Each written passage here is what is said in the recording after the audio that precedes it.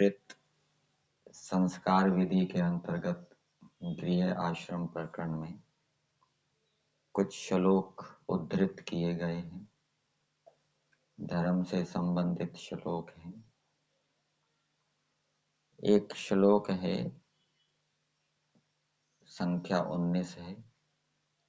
यदि न आत्मनि पुत्रेषु न चेत पुत्रेषु नप्त्रेषु न तु एवं तु कृतो अधर्मः कर्तुर्भवति निष्फलः। यदि न आत्मनि, तो इसका अर्थ किया है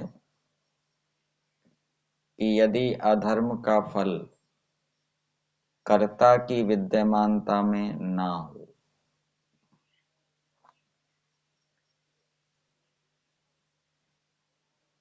न पुत्रेषु, ना ही तो पुत्रों की विद्यमानता में हो, पुत्रों के समय में हो, ना चेत पुत्रेषु नप्त्रेषु, और यदि पुत्रों के समय में ना हो तो नातियों के समय में अवश्य प्राप्त होता है।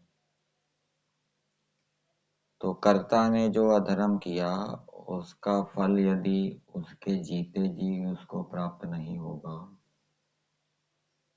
तो उसके पुत्रों के समय प्राप्त होगा।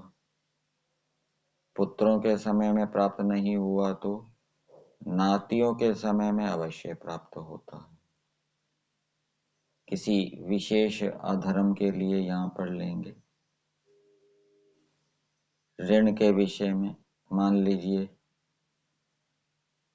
किसी ने ऋण लिया और चुकाया नहीं, चुकाने से मना कर दिया,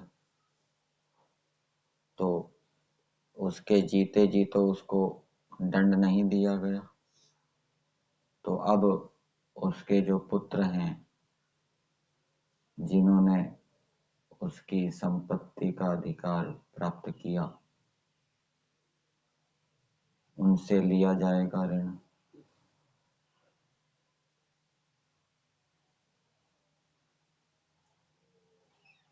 ब्याज सहित लिया जाएगा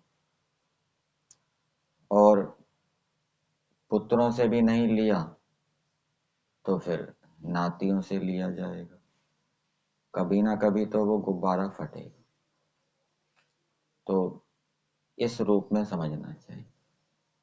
और दूसरा जो अधर्म होता है, जैसे किसी ने किसी की हत्या कर दी, जीते जी तो उसको कोई दंड मिला नहीं, फिर मरने के बाद उसको उसके पुत्रों को मिले, ऐसा नहीं है। पुत्रों को नहीं मिला तो नातियों को उसके अधर्म का फल मिले जो उसने मारा, ऐसा भी संभव नहीं। तो किसी विशेष ऋण आदि के लिए इस श्लोक को समझना चाहिए। फिर एक श्लोक और दिया है, श्लोक संख्या 15 है।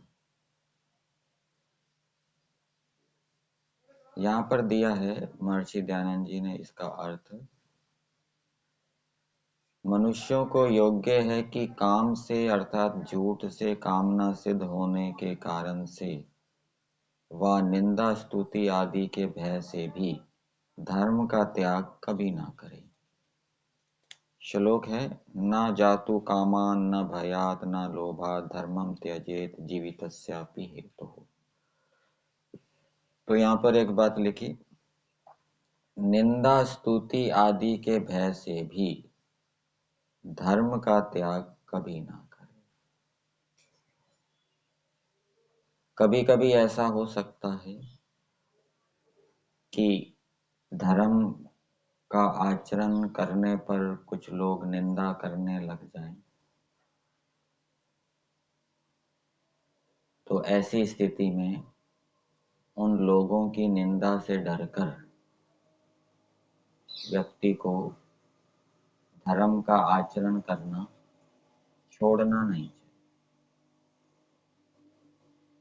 और ऐसा भी हो सकता है कि धर्म का आचरण व्यक्ति कर रहा है, दूसरे व्यक्ति उसकी प्रशंसा करें, स्तुति करें। और ऐसे व्यक्ति भी हो सकते हैं कि मैं धर्म का आचरण कर रहा हूँ, अच्छे काम कर रहा हूँ, लोग मेरी प्रशंसा कर रहे हैं, स्तुति कर रहे हैं, तो इससे तो मेरे में अहंकार उत्पन्न हो जाएगा। जो स्तुति करने वाले हैं उनमें राग उत्पन्न हो जाएगा। वो अहंकार से डरकर, राग से डरकर धर्म आचरण करना छोड़ दे। ऐसा नहीं होना चाहिए। ठीक है। एक व्यक्ति कह रहे थे कि मैं ज्यादा पढ़ना नहीं चाहता, यदि मैं ज्यादा पढ़ूंगा तो अहंकार उत्पन्न हो जाएगा। तो वो अहंकार के भय से जो धर्म का कार्य है पढ़ना, उसको छोड़ रहा है, अहंकार के भय से। तो ऐसा नहीं करना चाहिए। प्रशंसा के भय से धर्म का कार्य छोड़ रहा है, स्तुति के भय से धर्म का कार्य छोड़ रहा है, मतलब अहंकार के भय से।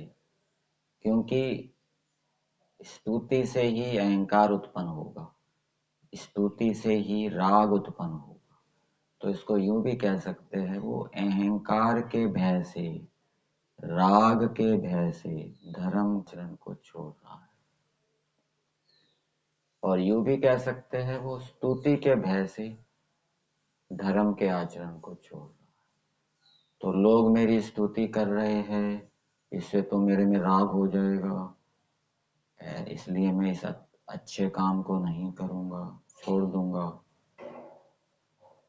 लोग मेरी स्तुति कर रहे हैं, इससे तो मेरे में अहंकार उत्पन्न हो जाएगा, ये तो बाधक हो जाएगा साधना के मार्ग में, इसलिए मैं धर्म का आचरण नहीं करूंगा, धर्म के आचरण को छोड़ता हूँ।